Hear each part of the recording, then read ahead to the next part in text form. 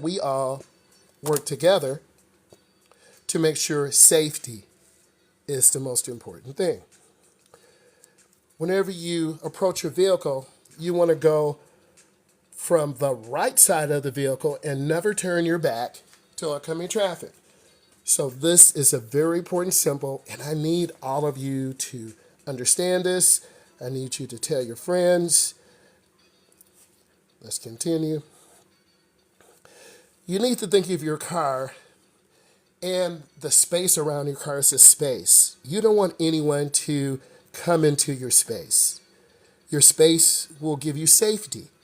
Your space will give you time to react. If someone cuts in front, you have space. If someone slams brakes, you have space. When all of you drive, I need you to think of keeping your space.